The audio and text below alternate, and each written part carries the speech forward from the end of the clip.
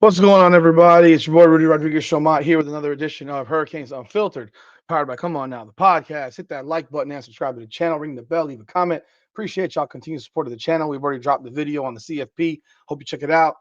We did it live as it was going on, so that's how the video ran. But the Canes are now ranked number 13 in the current CFP with a couple weeks left in the season and an opportunity to make some hay this weekend at Virginia Tech and make a statement and put their stamp of approval on this season, and then finally finishing the job off at Pittsburgh with a big win. That's what they need to do, and as a large part of it will fall on in the lap of Shannon Dawson, the offensive coordinator. He has got to implement a game plan that allows the Hurricanes to put up 40 plus points each of the final 2 weeks of the season. This is not a conversation of if, it's you need to do this. It ain't complicated, bro. This is what has to get done. Yesterday, Shannon Dawson did speak to the media, and he made some comments that I found a little bit interesting. But I'm going to play the full press conference for you of Shannon Dawson. And what we're going to do is we're going to comment on it, but you'll know when it comes to the part where I call bull on him and hear what he had to say. And y'all can, come up with your own opinions of the situation. But appreciate y'all jumping on board. Before we jump in on the video, let's give a shout out to our sponsor of the show, Natalie Lopez, attorney at law. When life hits hard, the law firm of Natalie Lopez hits back harder. She practices in criminal defense work and family law in South Florida. If you have any needs, please give her a call at 954-888-8833. Prepare to battle your case. Call Natalie Lopez today. You can also follow her on Instagram at Nat.guilty. That's Nat.guilty. Let's jump in on this video. Let's bring the video from Shannon Dawson into the fold right here and share the screen, because this is obviously some big stuff that's going on, and we're going to talk about it. Let's go. Gerard Freeman's type backs are having a lot of success in the ACC this year. Is there anything behind that? Talent.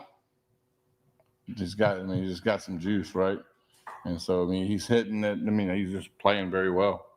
I don't know any other thing to say other than he's, performing well enough to get opportunities. And when he got his opportunity a week ago or whenever it was, he took advantage of it, and he's been doing it at practice. And so the amount of trust he built with us was very high. And so, especially with the running back position, because it's not just about carrying the ball. You got to have protections and all that stuff matter too. And so, but he's in a good place right now. With Malachi Tony, how fun is it to get to design plays for a guy like that, where you can kind of put him wherever you want, put him in the slot, you can have him, you can kind of do whatever, and he can throw the ball and do anything. Basically, how fun is it to game plan for him? Yeah, he plays all over. He's good to game plan for because he's on the field all the time. And I get this a good bit about when you're a package guy, it's hard to design stuff for you because once you do it one time, it's over. They know when you bring that guy in, you're going to do this or you're going to do something like that. And so it's easier with Mally because he's in the game all the time. So they don't know when we're going to do whatever we're going to do. And so, and we've lined him up at every spot. We've lined him up at running back. We've lined him up at quarterback. We've lined him up at tight end, off alignment. We lined him up at slot receiver. We lined him up at single. We've lined him up to trips. So figuring out where he's at part of the process, because if people are going to put certain cover guys on him, then they don't know exactly where he's going to line up. They don't line him up in the same spot every time. So yeah, it's fun. He's a unique skill set for sure, and he's got a very, very, very positive attitude every day. He looks forward to doing all this stuff, and his capacity is very high. And so, there's a lot you can really dump on him, and it doesn't overload him, that's part of my job is to he's got to do the things he does most the best, and making sure that the stuff that we want to do with him that's a little bit obscure is not going to bog him down. Good grief, bro. The word salad sandwich going on that one. Holy Lord, that lengthy ass answer. Yes, it is fun to coach Malachi Tony, and you could do a lot better job of it by implementing him in more facets of the offense. The fact that it's taken you 7-8 weeks to figure this out is utterly mind-blowing. Yes, it is your job to implement him and put him in positions to be successful. He makes this shit sound so freaking complicated. It is not a complicated situation. Get him on end arounds. Get him on double passes as you've done. Get him on crossers. Get him on seam routes. Get him on wheel routes. Find a way to get this kid the ball. Wildcat. You got to put that ball in his hands as many times as is humanly possible. He is a playmaker. I would even now, it's not his position, but I would put 2 return guys at punt at this point. I'd have him and Keelan Marion at punt right now. Why? Because they're now kicking away from Malachi Toney. They're not kicking it to him. They're even spraying punts in funky ways. If you got 2 return guys back there, you can play them off each other. You can have fake reverses. There's so many things that you can do that, again, it just seems so simple to me, yet they make this crap so ungodly complicated. And Shannon Dawson just sounds complicated. How are you bogging the guy down, bro? This guy played quarterback in high school last year after playing wide receiver all season.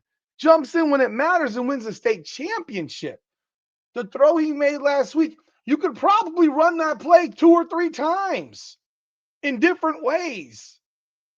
You could probably do it. Why don't you? I would line him up in the backfield at times. I would put him in the backfield. So you want to know how they like to line up this, you've seen them line up Pringle and Elijah Lofton next to Carson Beck. I would line up Pringle and Malachi Toney next to Carson Beck. I'm finding different ways to get my guy the ball, bro. He's a playmaker. You got 2 dynamic playmakers. And yes, Gerard Pringle is one of them.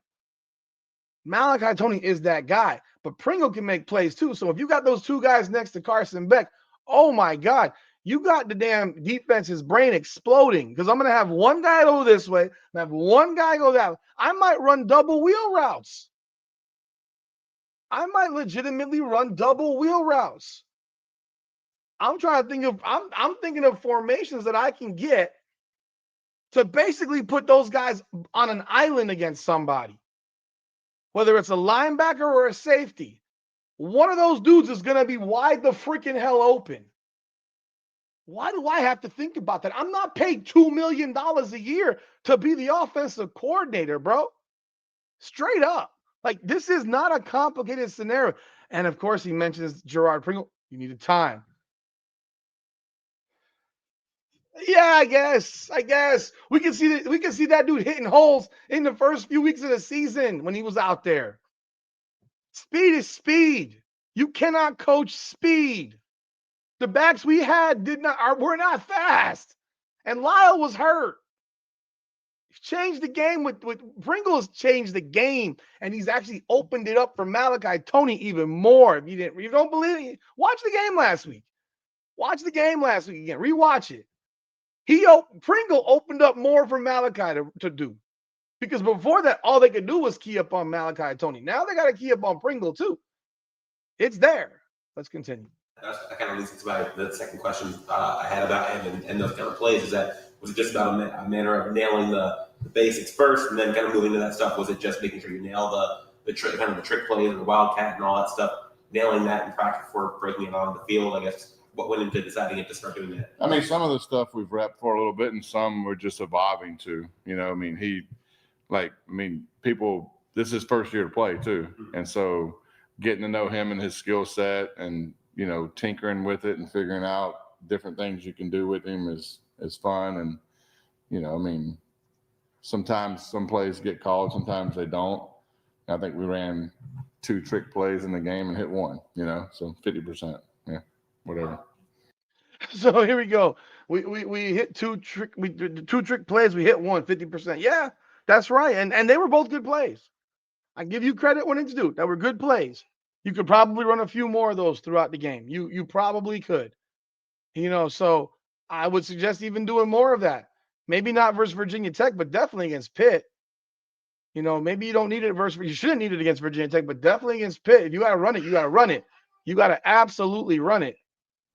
So let's move on here. How have you seen his and Carson's relationship grow since they both got here? Obviously, Yeah. Sixer senior guy who could still be in high school, and it seemed like every time we talk with both of them, or they're both in the same room, we see how giddy they are about each other's success. And I think Carson's relationship with people overall has been great, and it's gotten better through the course of the season. Now, there was multiple times in that game you look out there, and it's Carson and our 5 linemen who've played a lot of football, and the other 5 guys are first-year starters.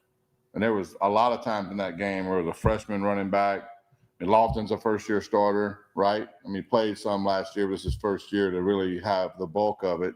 And then all 3 receivers were first-year starters. And so ultimately, Carson's been playing a lot of football, like you kind of alluded to, is like he's much older than a lot of these guys. But his relationship with them is awesome. You know, they have a lot of fun, and that was part of the last few weeks. And you alluded to it with the trick plays a little bit, is like getting people to relax and have fun. Like that's part of our growth as an offense, is not focusing on the what we think the product should be, and focusing on like just this play and just have fun and play ball. You know, don't obsess about the end goal. The end goal is a product of putting routine plays back to back together. You know, you focus on the big picture, and sometimes it gets diluted. Jen, how thick is your binder? I mean, obviously, the last 6 quarters have been distinctly different than the first 6, 7 games this year. And which way do you say? Well, just in the fun plays, the variety. That's what I was going to ask you. Exact plays. Are they the exact same plays? So other than the trick plays, which was 2 plays in the game. But the only 2 things that are different is we've ran a couple wildcat plays in the game, which was 2, and we've ran 2 trick. Every other play other than that's plays we've ran since the first day of camp. We've ran outside zone since game 1. Now it's hit outside a few times this last 2 games. It's the same play we've ran since week 1. So it's not a situation where you're sitting in your office drawing on an easel or reaching deep into a binder. No, we come up with the biggest game planning deal that we do is finding different motions and shifts and adjustments to run our base plays. You know, that's the biggest thing. Now, do we have a few wrinkles every week of a trick play or 2? Yeah, if you run 70 plays in a game and 2 of them are those, then what's that percent? I don't know. You're good at math. You a stats guy. 2 of 70? 2 of 70 would be, 1 and... Yeah, 1% of what we do. Yeah. But that's what... All right, let me first do mathematics for these guys, because that's not 1%. It's actually probably closer to 5, and I'm not using a calculator because 1 of 100 would be 1%. 2 of 70 would actually be, 2.85%. So actually, they need to learn how to do math. But listen here, again, more of this word salad sandwich. He wants to tell you that he's doing the exact same thing he's done all year. That's not accurate. That's not accurate, because number one, you have different personnel out there. Gerard Pringle's different personnel. You didn't have him out there. You just said at the same time, we run the exact same plays we've run all year, except for the 2 trick plays. No, sir, you did not run the exact same plays. Yes, you added a couple of wildcat plays. Well, those are different plays. So that's now 4 of 70 plays. So now you've moved it up to about 5%. Over 5%. Now, when you include the fact that you then said, we've run outside zone all year. Oh, we have? Well, it didn't work very well because you had the wrong guy out there running it. Just putting it out there. You had the wrong guy out there running it because he's too damn slow. No offense to Mark Fletcher. Gerard Pringle's a speed back. Again, you're playing this game right here, and now you're getting into the only thing we've done is we've changed our motions and so forth to go to our base plays. Well, that's a different freaking play, dude. I don't care if it's the exact same play in terms of where it's supposed to go. When you're changing your motion and you're changing however you're lined up at the line of scrimmage and whoever moves, if that's changing, newsflash, that is a different play. That is not what you've run all season. Yes, you are a coach. You are supposed to change it up. That's literally why you are paid to do a job. You're not going to come up here and tell people, oh, I proved you all wrong. I ran the exact same shit and it worked this time. No, you didn't run the exact same shit, because if you'd run the exact same shit, it probably would have got stuffed again. We watched the exact same shit for weeks get stuffed over and over and over again. You threw deep balls that you didn't throw against SMU, that you didn't throw against Stanford, that you didn't throw against Syracuse. You threw deep passes, and those teams had shit secondaries as well. And you didn't throw them, and you blame them for dictating what you did. No, you threw it deep. The plays were run to go deep. What, they magically allowed them to go deep? Come on, man. You made a decision, and it's okay to say, you know what? See, this is my problem with a lot of coaches. You know what separates the good from the great and the great from the elite? You want to know what separates them? The ability to adjust. The ability to adjust and admit when what you're doing ain't working, and you got to find a way to change it so that you can win games. You know who was the king of adjustment? Nick Saban, the greatest college football coach of all time. This is a guy that went from having these slow white dudes at quarterback who could throw the ball decently, who were complete pocket passers, you were running the ball, and then guess what you get? You get a burner, a mobile burner quarterback in Jalen Hurts. You get that guy, and the entire offense changed. Because you're not going to run the same offense for Jalen Hurts that you run for Greg McElroy or A.J. McCarron or whatever white dude they had playing quarterback prior to him. The same way you're not running the same offense, even though he's not there anymore, that Ty Simpson is running right now under Kalen DeBoer. The same way you're running a different offense with Jalen Milroe as your quarterback with Nick Saban. Then you went from Jalen Hurts to Tua Tagovailoa, a completely different quarterback there. One, he's left-handed. Two, he's a timing guy. Three, he throws. I mean, in college, he looked dynamic as hell because, hell, nobody ever got near him. He had a wall of a line giving him 6 yards of room to throw the football. But Nick Saban has constantly adjusted and rediscovered. I don't know if it was not rediscovered himself, but he's constantly adjusted and changed what his program does to fit the talent that his team has. So yes, if you changed motions in your play, then you know what? That's a different play. I don't care if it's the same play. You did it a different way. And it's okay to acknowledge that, you know what? I might have been wrong. I might need to go about this a different way. It's okay to admit that. These guys are afraid to admit when they're wrong. And you want to know, like I said, what makes the difference from good to great and great to the elite is the ability to acknowledge, yo, I was wrong. I made a mistake. We're all human. My problem with these guys, him, Mario, all these dudes, they don't admit ever being wrong publicly. Maybe they might admit it to each other, but they don't admit shit publicly that they were wrong. And to me, it shows great power and great strength and great integrity to admit, yo, I was wrong. And you know, and they have a problem with saying, yo, media members, y'all might have been right. So yes, this was the part where I'm going to spaz the hell off, because when I listened to this thing earlier today, I lost my mind. I was like, did this guy just say we ran the same shit? No, you didn't. You didn't. And you admitted it by not admitting it. Let's continue. I think what people see is like, oh, well, I mean, 99% of what we're doing is stuff that we do every day. You know, now are we running a trick play every now and again? Yeah. I mean, we ran 2 in the game. We hit 1. But, you know, but people think, oh, they're running trick play every other play. That's not necessarily true. We ran 2. Keelan Marion's really emerged. That's the truth. In the last 3 games. Has there been any rhyme or reason to that? I think opportunities more than anything. I mean, CJ's been out. People have focused on Miley. And so he's just gotten those opportunities. I mean, he's played well all year, and he's done a lot of good things, and he can stretch the field well. And oddly this week, which I don't know if it's happened for a long time in my coaching career, we hit every 50-50 ball in that game. Like every vertical ball we threw that was a 50-50 ball we caught. Let's stop right here. We ain't thrown any vertical balls.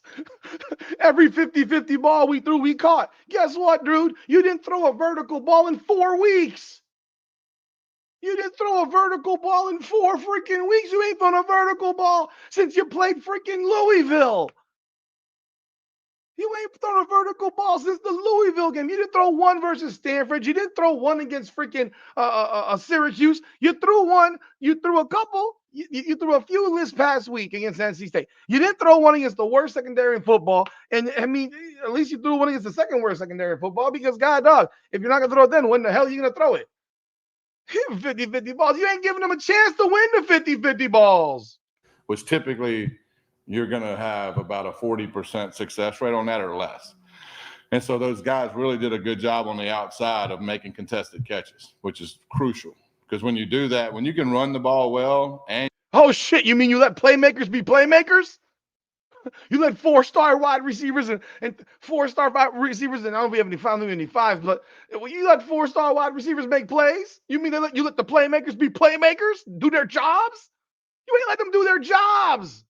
You've been handcuffing them too. You've handcuffed Carson Beck for weeks. You handcuffed them. You handcuffed everybody. and you can make contested catches, that's tough to defend.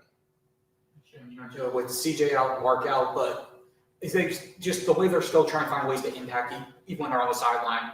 Coach It's been awesome. Yeah, Coach Crystal mentioned like CJ's back like an assistant coach. We saw Mark hyping up Gerard. Just the importance of that, especially for the younger guys to see how the veterans are acting when they aren't able to contribute on the field. Their voice is extremely important, and they've done a great job leading up to the game in the hotel.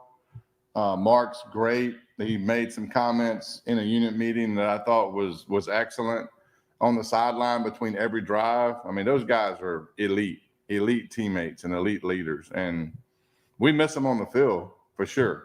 But to their credit, I mean, they have stayed positive and they make an impact on the game with just their energy and attitude. And it's been awesome to see. Shannon Carson said after the game, basically, asked about how he's kind of turned things around last couple of weeks, no interceptions, playing clean and everything. He talked about kind of like building confidence back in his arm and settled more and more into the offense after not being able to do much in the spring and into the summer. How have you seen him get more, I guess, maybe more confident in himself and in the offense over the last maybe couple of weeks? I think over the past month or so, I can see that his overall, grasp of what we're doing in the pass game has just been over the top. And, what people might not understand is like, that's probably the biggest difference here than where he played before is like my pass game is progression oriented. I mean, so it's a straight progression. So I don't obsess about what the defense is doing. I don't care what coverage they're playing. It's really a progression offense, which is. That's a lie. That's a lie. That's a lie. You don't care? Well, you sure as shit said over and over again, the defense has dictated what we do. You said it week after week. The defense has dictated what we do. You don't care about it, but you sure as hell said you did. How many times did you say the defense dictated what you did? You said it. I got recordings of it. You said it over and over again. Now you don't care? Okay. It's a progression offense. No, okay. Great. Whatever. This is word salad shit. This is the stuff that disgusts me. Old school air raid, got to get your eyes in the right place, trust your reads are sacred and all the rest. Most people try to predetermine the ball based on coverage or based on whatever.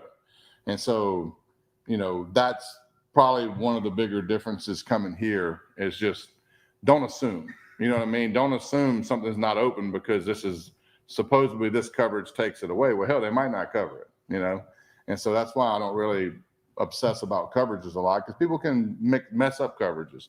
And so his embracing of the true just get my eyes in the right place reads and his comfort level with our offense, I feel over the past month and a half, I can honestly, I saw it in the SMU game. We didn't play well. We got beat.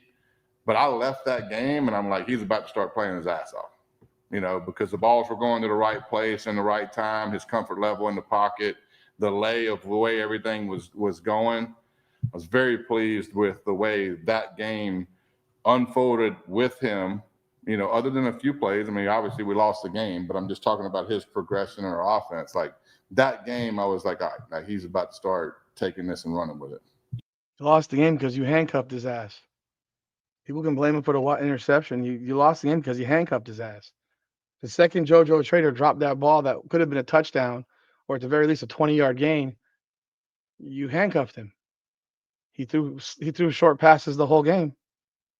I mean, if that's what you want to say, like, bro, I don't know what to say anymore. I don't know what to say. This stuff is like, I feel like I'm listening to bogus nonsense, like a guy who's just not watching.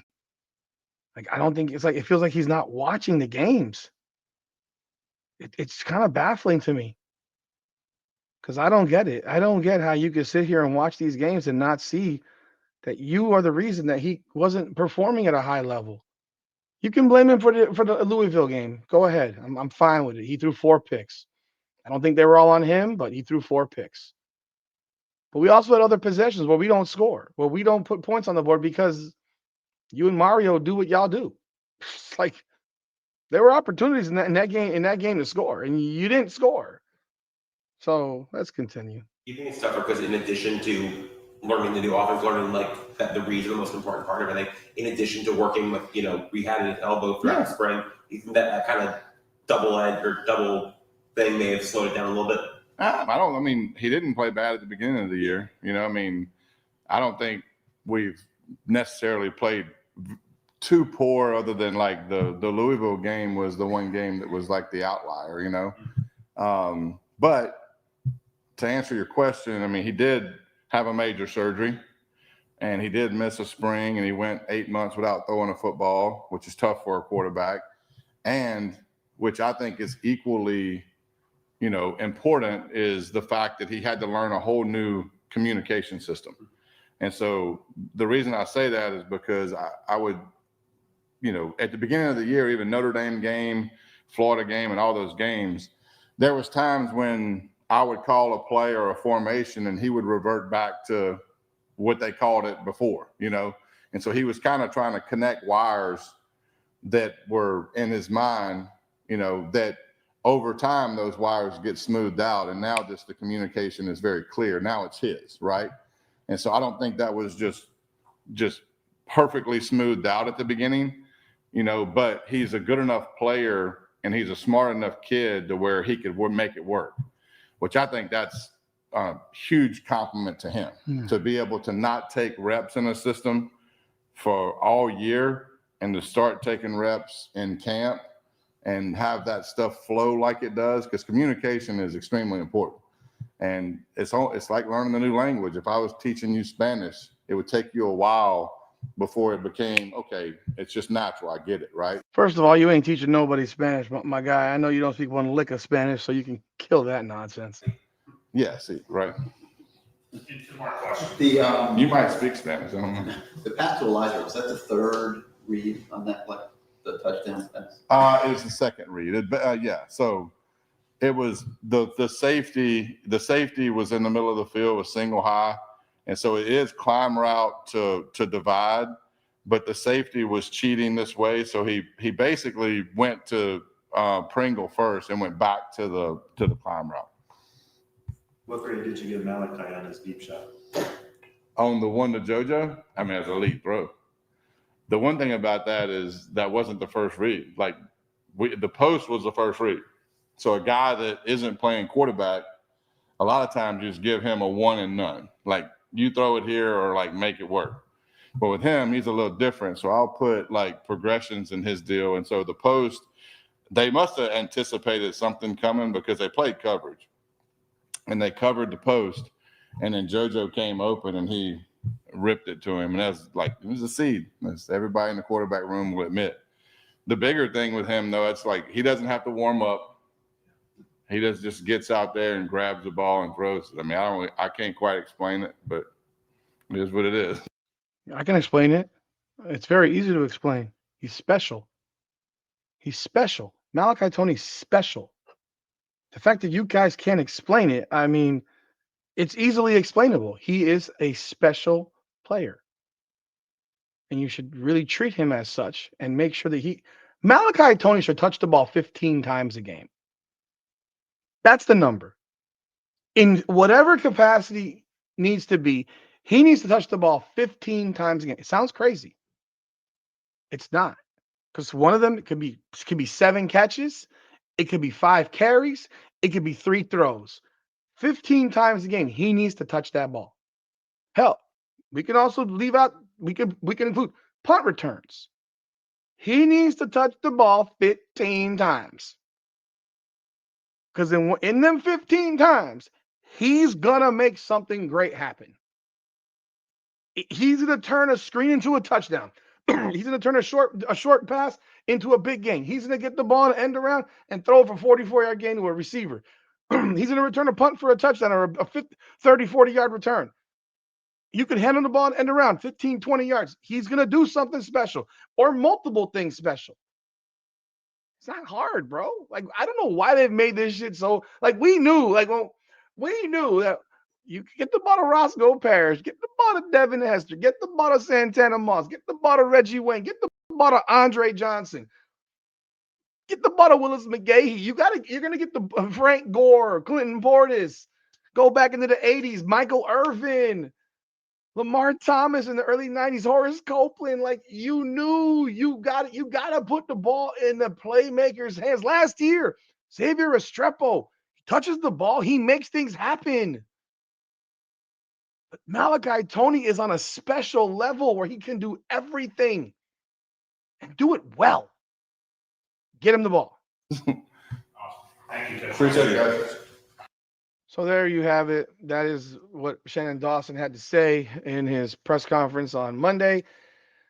Like I said, I'm not a big fan of listening to nonsense about you didn't change plays, because we all know what we saw. And I guess this is the coach trying to tell the normal schmucks like us, you don't know what you're talking about. Well, I think we do. I think we've all watched enough football to get a good idea and a good gauge that, real talk, like we know what we're watching. And if we know what we're watching, I can promise you the coaches on the opposite team know what they're watching too. And if you don't change it up, you don't make adjustments, well, guess what? It's going to be a lot easier to stop. I'm glad he made some adjustments, despite the fact that he doesn't want to admit he made them. Y'all let me know y'all thoughts in the comments. Hit that. But do you find that to be a problem? That's the question of the day. Do you find it to be a problem that he has such a hard time admitting that he had to make changes?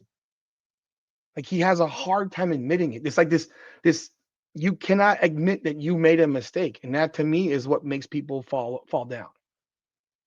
If you can't learn from the shit that you've done wrong, then how will you ever do it right? How will you ever grow?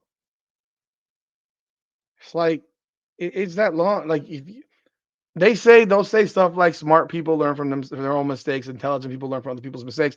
But this is football, bro.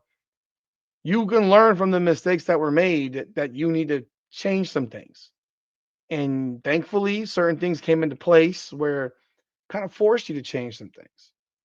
And here we are today. We got 2 games left. We're ranked number 13 in the CFP.